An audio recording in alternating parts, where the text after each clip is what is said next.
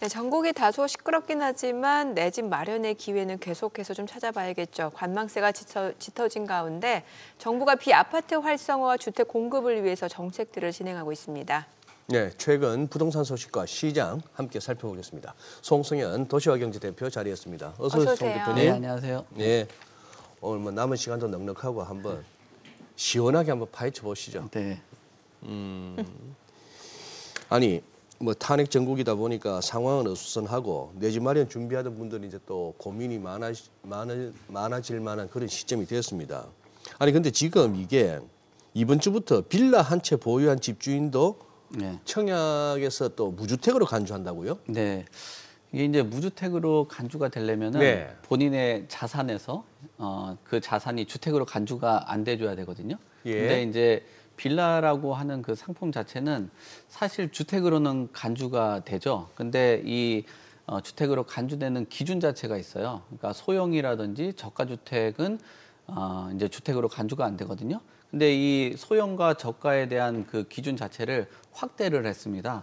예전 기준으로 보면은 뭐 한 60제곱미터, 그다음에 뭐 공시지가로는 한 1억 6천 정도 되는 수준을 지금 면적 자체를 85제곱미터 이하 수도권, 공시가격은 5억 이하의 그 빌라도 이제 무주택으로 간주를 하게 되거든요. 그러면 시세로 본다라면은 뭐 한 7억에서 한 8억 정도, 뭐 그 정도 예, 예. 수준의 빌라를 갖게 돼도 무주택으로 간주가 된다. 그러면은 이제 뭐 그 주택을 빌라에서만 거주하고 하시고 싶고 또 만족하시는 분들도 있겠지만 아파트의 그 청약이라든지 또 내 집 마련을 아파트로 하고 싶은 분들이 있잖아요. 그런 분들에게도 기회가 상당 부분 좀 확대가 됐다라고 볼 수 있을 것 같아요. 그래서 말씀하신 대로 이제 뭐 입주자 모집 공고되는 아파트 18일 이후부터는 적용이 되고요. 시행일 이전에 빌라를 샀던 뭐 이런 분들에게도 지금 면적이라든지 그 금액에 해당이 되게 된다라면은 어떤 그 청약하는 자격이 주어집니다. 지금 나와 있는 것처럼 생애 최초나 신혼부부 특별 공급 뭐 이런 것들도 가능하고요. 또 공공분양도 가능한 그런 형태가 되게 되겠습니다. 그래서 지금 걱정들을 하는 거는 빌라에 살고 계신 분들 같은 경우는 기회가 확대돼서 좋을 수 있겠는데 또 고민들을 하시는 분들은 이 빌라까지도 주택수에 안 들어가게 된다라면 이제 주택을 뭐 빌라에 있는 수요들까지도 아파트 청약에 도전을 할 수 있게 되는 꼴이 돼버리니까 가뜩이나 지금 물량도 또 부족하다라는 얘기들도 나오고 또 청약 시장의 가점도 올라가고 있는 상황에서 이게 당첨 확률이 좀 더 떨어지지 않을까 뭐 그런 우려들도 갖고 있는 게 지금 청약 시장 또 이 빌라의 그 수요들이 넘어오는 그런 우려 뭐 이런 것들이 있다라고 볼 수 있을 것 같습니다. 그럼 빌라 소유자들을 이제 무주택자로 인정하게 되면 실제로 가점이 많이 오르게 되나요? 그렇죠. 지금 가점은 예. 뭐 최대 주택을 보게 된다라면은 무주택 기간이 32점이 최대 점수가 되니까 아무래도 이런 가점에 대한 부분들이 올라갈 수밖에 없다. 그래서 이 빌라 수요들까지도 가세를 하게 되니까 그러면은 지금 뭐 가점에 대한 인플레이션들이 생길 수밖에 없다라고 보여지죠. 지금 CG에 나와 있는 것처럼 만 30세가 넘어가야지 이제 무주택 기간 산정이 들어가는데 저때 이제 85제곱미터 공시 가격 5억 원 이하의 이제 빌라를 보유를 하게 되면 개정 전에 보면 2015년 기준으로 이제 잘 나와 있네요. CG가 빌라를 구입을 하고 2021년도에 빌라를 매도를 했어요. 그럼 유주택 기간이 6년 보유를 한 거고 21년에 매도를 하고 24년에 청약을 하면 무주택 기간이 3년밖에 안 되거든요. 그러면은 청약 가점에 대해서는 그 3년하고 이제 점수를 포함해서 8점이 되는데 만약에 개정이 되게 된 이후로 기준으로 보게 된다면 빌라를 구입해서 매도를 한다라고 해도 그 청약 시점까지도 다 무주택 기간으로 간주를 하거든요. 그래서 무주택 기간이 9년이 되죠. 그래서 청약 가점이 20점이 되는 겁니다. 그러면은 만약에 어떤 점수를 갖고 있는 분들이 지금 12점이 올라가게 돼 버리니까 앞서서도 뭐 한 10점 정도 앞섰던 사람들도 추월하게 되는 그런 꼴이 돼 버리는 거죠. 그래서 지금 이 빌라 소유자들 같은 경우는 20에서 한 30점 정도 오르는 그런 형태가 되다 보니까 앞으로 빌라에 있는 수요들이 뛰어들면서 이제 그 신규 아파트 또 청약 시장의 과열 뭐 이런 것들이 좀 뚜렷하게 나타날 수 있다라고 볼 수 있을 것 같습니다. 이걸 가지고 왜 비아파트 시장 활성화 정책인가 이제 송 대표님 설명을 드리니까 알겠네요. 네. 워낙 이제 빌라 쪽 전세 사기 문제도 컸고 일단 이게 빌라를 소유하고 있으면은 결국 유주택자가 돼서 아파트 청약 자체가 막혀 있었으니까 네. 이렇게 한다면은 이제 조금 빌라 쪽에서도 좀 숨통이 트이는 거 아니냐. 뭐 어떤 정책 목표는 내지는 그 뭘 노리는지는 알겠습니다. 네. 그건 알겠는데 그래도 서울에서 그래 뭐 빌라 어지간하면 아까 뭐 한 8억 정도로 하셨나요 평균? 6, 8억 뭐 지역마다 다르겠습니다만 네. 그래요.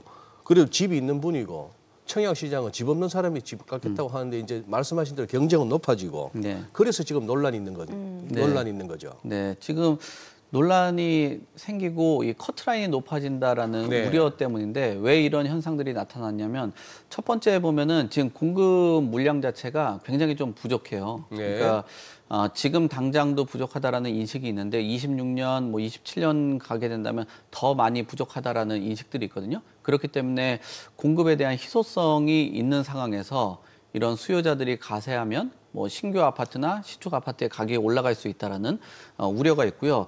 또 지금 분양가 상한제 지역들이 강남 3구하고 용산 요 지역만 분양가 상한제거든요. 그러니까 그 지역들의 쏠림 현상 그리고 그 지역들의 과열 현상들이 나타나면서 어떤 뭐 빌라에 계신 분들도 이 그 지역으로 뛰어들 수 있다라고 볼 수 있을 것 같아요. 그리고 지금 재건축하고 재개발 같은 경우도 정책에 대한 기대 심리들이 작용하고 있는 시장 환경이거든요. 그래서 뭐 물론 지금 뭐 어수선한 분위기 지적하신 것처럼 정책에 대한 힘을 못 받고 있는 상황이긴 하지만 그래도 공급 확대에 대한 그 의견 뭐 이런 것들은 정부 안에서도 일정 부분 뭐 수정하고 보완은 하겠지만 그래도 합의점을 이룬 상황이기 때문에 그 정책 변화에 대한 기대 심리가 작용하고 있는 시장 환경이거든요. 근데 여기에 물량도 부족하고 분양가 상한제 지역은 적은 상황에서 정책 기대 심리까지도 있기 때문에 이 그 빌라 수요들이 넘어온다라는 것들이 전세나 월세 살고 계신 분들의 불안으로 작용할 수 있고 또 그분들이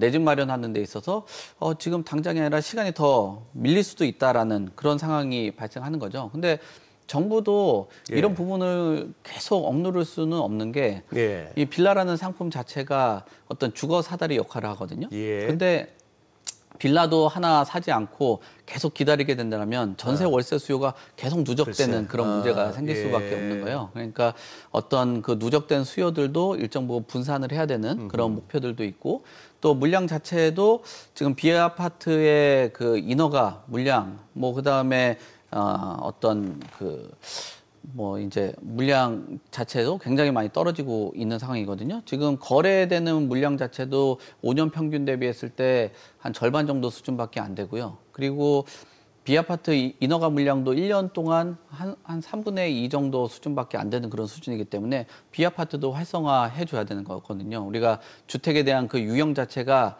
뭐 서울 전국에 아파트만 있는 건 아니거든요. 아파트 안에서도 뭐 빌라나 오피스텔 다양한 상품들이 좀 필요가 하기 때문에 이런 부분에 대해서는 좀 분산할 필요가 있다. 그래서 청약 경쟁률이 높아지는 거는 그 정부 안에서 물량을 늘리는 거에 대해서 고민을 해야 되는 거지. 이게 어떤 뭐 주택의 그 청약 경쟁률이 높아진다라는 부작용 때문에 계속 억누를 수는 없다라고 볼 수 있을 것 같습니다. 근데 청약 경쟁률 높아지면 뭐 커트라인도 높아질 수밖에 없는 거고 지금 요즘 강남 쪽 청약 커트라인 평균이 70점이라면서요. 네. 예. 네, 그렇습니다. 지금 70점이 넘는 그런 네. 상황인데 지금 도곡 레벤투스가 그나마 좀 적었다라고 평가받는데 이게 도곡동에 있는 3호 아파트거든요. 그게 네. 68점으로 최저점이고요. 72점이라면은 4인 가구가 이제 같이 거주를 한다라고 해도 다른 것들 만점 받는다고 해도 뭐 당첨되기 어려운 그런 환경이라고 봐야 될 것 같고요. 원펜타스하고 DH 대치 같은 경우는 84점을 기록을 했습니다. 지금 청약 결과들 나와 있는 것들 보시다시피 뭐 2월 달에 메이플 자이도 최고점이 79점이고요. 84점 만점 중에. 반포동 원펜타스도 84점 만점을 기록을 했습니다. 레벤투스가 좀 적게 나온 거고요. DH 방배도 79점이 나왔는데 지난해 평균 84점 만점 통장이 한 건이라면 올해는 10건 정도 나왔거든요. 그러니까 수치로 보면은 뭐 10배 같은 그런 수준이라고 봐야 되죠. 84점이 이게 만점 받기가 쉽지가 않거든요. 84점 만점 받으려면 무주택 기간 다 채워야 되고요. 부양가족 6명 부양을 해야 되고. 예? 부양 예. 요즘 그런 집이 잘 없잖아요. 그렇죠. 그래서 뭐 이거 만점 받으려고 어머니들하고 따로 살다가 갑자기 모시는 경우들도 아, 그래요? 네, 뭐 그렇다고 하더라고요. 그다음에 통장도 뭐 한 15년 정도 보유를 해야 되는 그런 상황이기 때문에 이게 좀 어려운 거죠. 거기에다 분양가 상한제 그 영향 때문에 그 쏠림 현상들이 나타나서 가점에 대한 문제점들 뭐 이런 것들이 작용을 하고 있습니다. 그리고 이 그 강남권 쪽에 몰리는 현상 자체를 보면은 그 분양가 상한제 얘기가 나오니까 오히려 강남하고 벗어난 지역들의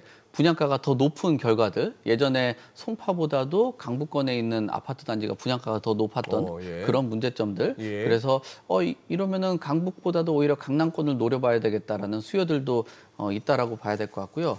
그리고 청약 가점에 대한 뭐 여러 문제점들, 뭐 이런 문제점들이 작용을 하다 보니까 이 가격 안에서 좀 쏠림 현상들이 나타난다라고 봐야 될 것 같아요. 그리고 지금 주택시장 자체가 실수요자 중심으로 시장이 흘러가다 보니까 많은 사람들이 실수요자들이 가격을 끌어올리는데 실수요자들이 참여하는 시장 자체가 청약 시장이다 보니까 이런 뭐 청약의 커트라인 계속 올라가는 문제점들이 발생되고 있다라고 봐야 될 것 같습니다. 아니 이제 오늘 또 주요 이슈가 그건데 청약저축 가입자가 이제 네. 점점 줄어들고 있다는 얘기인데 아니 저 젊은 분들하고 얘기해 보면 그래요. 네. 아니 내가 진짜 가서 살고 싶은 쪽은 보니까 분양가가 너무 높아서 네. 도저히 뭐 청약할 엄두가 안 나고 당첨 가능성이 점점 더 낮아지고 지금 오늘 알려주신 바대로 이제 빌라 네. 나름대로 빵빵한 빌라 갖고 계신 분들도 네. 다 이제 아파트 또 들어올 수가 있네요. 또 네. 청약. 네. 거기다가 또 가끔씩 그 뭡니까? 내가 그동안에 그 오랜 세월 청약저축 이걸 왜 따박따박 넣었지 싶을 정도로 갑자기 엄청난 네. 아파트에서 청약통장 필요 없어요 이러니까 네. 이 확 기분이 상하잖아요. 뭐지 하는 네. 뭐 이런 거 아닙니까? 지금 청약저축 가입자가 줄어든다는 게. 그 소장님께서 짚어주신 그 원인이 다예요. 다예요? 네, 그러니까 분양 가격이 제가 벌써 다 얘기를 한 거예요.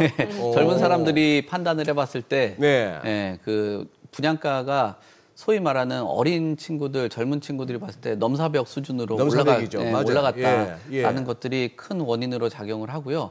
그리고 지금 뭐 금융시장하고 이렇게 비교를 해봤을 때 청약통장에 돈을 넣어놔도 이자 자체가 이거 뭐 돈이 안 되는 거예요. 그러니까 여기에 통장에 가입을 해도 이자도 낮고 또 거기에 이거 실컷 15년 동안 청약통장 해봤자 당첨되기도 어렵고 아까 뭐 우리 이정민 앵커가 지적하신 것처럼 강남에 있는 뭐 평균 커트라인이 70점 넘는 그런 상황이면 부양가족 뭐 4명 있어도 안 되잖아요. 근데 네. 젊은 친구들이 그 자녀들을 뭐 얼마나 그 출산을 할지 뭐 이런 것들하고 또 부양을 얼마나 할지 뭐 사회적인 시스템 자체가 네. 좀 바뀌고 시각 자체가 많이 바뀌어가지고 그렇게 점수를 갖고 오기는 어렵거든요. 그런 원인들 때문에 가격도 높고 청약 통장에 대한 그 메리트도 적기 때문에 청약 통장 가입자들이 한 달 만에 11만 명이 뚝 떨어진 그런 상황이고요.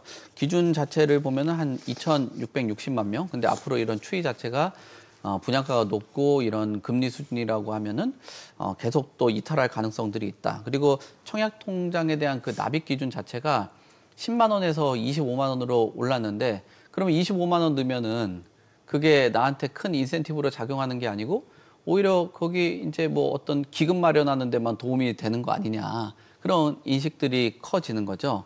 그래서 분양가 올라가고 가격도 있고 뭐 점점 의미를 잃어가고 있는 그런 상황이고 또 강남의 그 주요 그 단지들 뭐 이런 곳들은 뭐 평균 분양가가 뭐 분양하는 거 보면 뭐 7천만 원, 8천만 원씩 하는데 그게 뭐 감당이 안 되는 거죠. 네, 그러니까 그러니까요.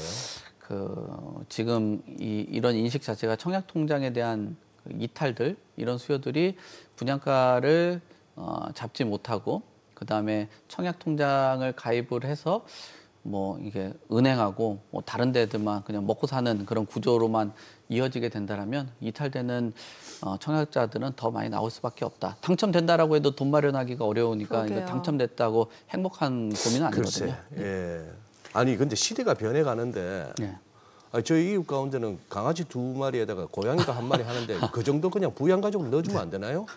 요즘은 그래도 될 것 같은 문화인데 그건 좀 문화와- 심한가? 예? 재밌는 문화인데 그렇게 되면은 또 지금 빌라까지 수요까지도 넘어와서 그렇죠. 지금 아우성인데 알겠습니다. 예. 네. 강아지. 네. 아니 그, 하도 예. 그 70점 받기 어렵다길래. 아, 그렇죠. 재밌네요. 네. 재건축 시장 좀 볼게요. 지금 서울시가 재건축을 좀 서두르는 것 같은데 네. 지금 도봉구 네. 노후 아파트가 보니까 네. 창동 상하 1차 그리고 쌍문 한양 1차 이게 신속 통합 기획으로 지금 재건축 속도를 내고 있다면서요. 네, 신속통합기획이라는 건 이제 공공이 기획을 해가지고 네. 사업을 하는 건데 사전 계획을 수립을 해서 이제 심의라든지 허가 자체를 이제 통합 관리하면서 규제를 좀 완화하는 그런 제도예요. 그래서 속도를 좀 빨리 낼 수 있다라는 그런 평가들을 받고 있습니다. 지금 도봉구 같은 경우가 그냥 민간 쪽에서 사업하기 좀 어렵다 보니까 공공에서 참여를 해서 사업을 하는 그런 단지라고 봐야 될 것 같은데요. 지금 나와 있는 것처럼 87년도에 준공이 되고 86년에 준공이 됐기 때문에 네. 재건축을 할 수 있는 그런 상황이라고 봐야 될 것 같고요. 요게 이제 만약에 개발이 된다라고 하면 창동 상하 같은 경우는 45층으로 돼서 뭐 약 한 1000세대 가까운 수준으로 되고요. 쌍문 한양도 지금 한 1150세대 정도 됩니다. 그래서 신속통합 기획으로 하게 된다면 주택 공급도 할 수 있고 뭐 정비 사업을 통해서 물량들도 확보를 할 수 있기 때문에 도봉구 지역 자체가 뭐 강남권이나 뭐 마영성 지역 대비했을 때 관심을 좀 덜 받는 지역인데 이번 신속통합 기획을 통해 가지고 주거 공급을 할 수 있는 그런 형태가 되기 때문에 좀 관심도가 좀 올라갔다라고 봐야 될 것 같습니다. 여기 지금 목동 재건축 네. 쪽 여기도 한번 여쭤볼게요. 네. 여기 뭐 14단지까지 있다 보니까 진짜 거의 뭐 미니 신도시인데 네. 지금 8단지, 12단지, 13단지 네, 네. 여기가 이제 재건축 정비구역으로 지정됐다고요? 예, 그렇습니다. 지금 네.